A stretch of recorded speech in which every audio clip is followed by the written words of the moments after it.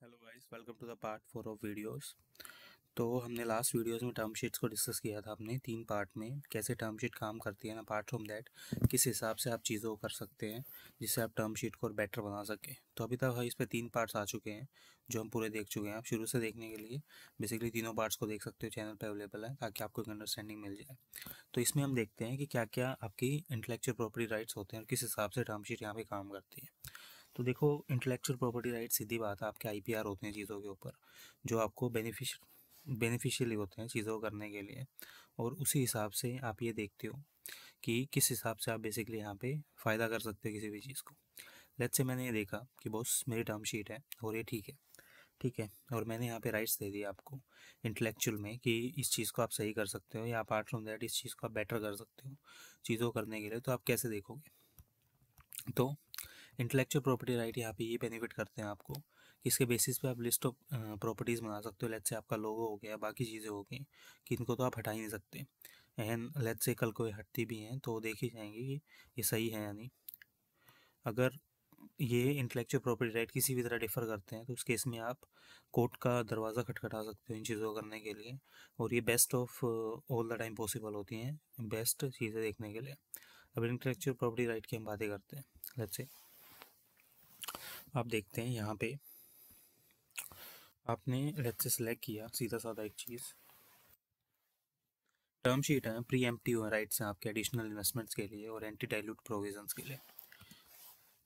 जो कंपनी है कोई भी फ्यूचर ऑफरिंग बनाती है, शेयर ऑफरिंग होती है वेंचर कैपिटल इन्वेस्टर्स के हिसाब से, उसमें राइट होता है मेंटेन करने का एटलीस्ट परसेंटेज स्टेक को। अगर कंपनी पार्टिसिपेट कर रही है नई ऑफरिंग में up to the amount of pro rata holding, तो जो सेम टर्म्स एंड कंडीशंस होती हैं पार्टिसिपेटिंग इन्वेस्टर्स के हिसाब से देखी जाती है। और लेट्स से अगर आप ये देखें कि प्रीएम्प्टिव राइट्स हैं एडिशनल इन्वेस्टमेंट्स के या दूसरे इन्वेस्टमेंट्स के, तो वो इस हिसाब से आपकी देखे जाएंगी। लेट्स से आपके एंटी डाइल्यूटिव प्रोविजंस है। वेंचर कैपिटल इन्वेस्टर्स क्या है, आपकी एंटी डाइल्यूशन प्रोटेक्शन राइट्स देते हैं प्रोटेक्ट करने के लिए वैल्यू ऑफ द स्टेक्स को। अगर न्यू शेयर आपके इशू किए जाते हैं एक वैल्यूएशन पे जो लोअर होते हैं आपकी जिस पे ओरिजिनल इन्वेस्ट किया जा रहा है, तो उसमें अलग अलग क्लॉजेज होते हैं जो प्रोवाइड करते हैं डिफरेंट डिग्री ऑफ प्रोटेक्शन। और जो एंटी डाइल्यूट प्रोविजंस है जो आपके सारे इशू किए जाते हैं डाइल्यूट इंस्ट्रूमेंट में, वो सारी चीज़ें आपकी यूनिफॉर्म होती हैं और जो टर्म्स होते हैं सब्सक्रिप्शन के अकॉर्डिंग होते हैं कि किस हिसाब से आपका देखा जा रहा है। लेट्स से अगर आपका सब्सक्रिप्शन ठीक नहीं है तो उस केस में प्रोविजंस आपके चेंज हो सकते हैं चीज़ों को करने के लिए, और उसी हिसाब से आप इसमें आगे देख सकते हो। लेट्स से मैंने देखा ऑप्शन टू नॉमिनेट क्या होता है।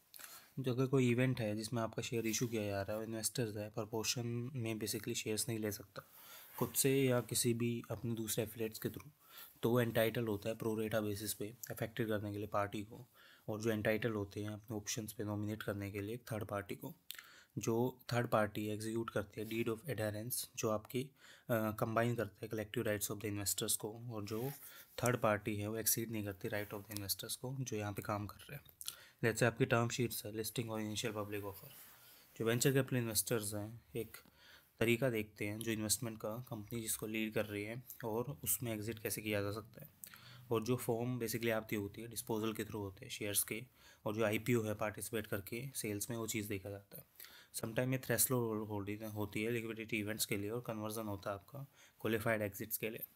कंपनी क्या है आपकी ऑब्टेन करती है listing any of the following of stock exchange, और जो आईपीओ है वो देखा जाता है as soon as practicable considering prevailing market conditions. Investors आपके ऑब्लिग नहीं करते ऑफर को सेल करने के लिए शेयर होल्डिंग्स को, और किसी भी आईपीओ के थ्रू कंपनी के थ्रू वो चीज़ देखी जाती है।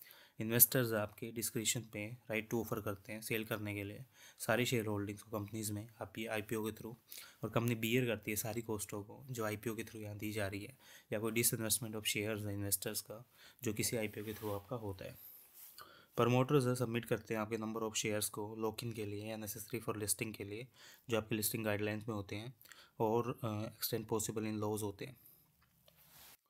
जो कंपनी है फाइनलाइज करती है एक plan for IPO consultation with reputed merchant banking advisers जो अप्रूव किया जाता है बोर्ड के द्वारा।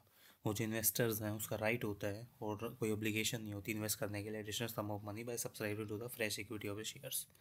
जो आपकी filing of draft herring prospectus होती है उससे पहले जो प्राइस पर शेयर्स होता है सच एडिशनल इन्वेस्टमेंट का इन्वेस्टर्स के द्वारा फिक्स किया जाता है lower end of the IPO price band पे जो डिसाइड किया जाता है बोर्ड के द्वारा in the consultation with the merchant bankers. ये राइट अवेलेबल होता है हर इन्वेस्टर को इन द सेम प्रपोर्शन जो आपकी share holding of the company देखी जाती है, और जो कैप है आपका 5% का टोटल इक्विटी का, वो यहाँ पे रिजर्व किया जाता है चीज़ों करने के लिए। सारी पार्टीज एग्री होती हैं और अवेलेबल करते हैं well defined opportunity for investors invest करने के लिए एडिशनल फंड्स को, और पार्टिसिपेट करते हैं फ्यूचर ग्रोथ प्रोस्पेक्टस में। ये चीज़ यहाँ पे right to make the additional investments lower end पे होता है IPO प्राइस बैंड के, ये चीज़ें देखी जाती है।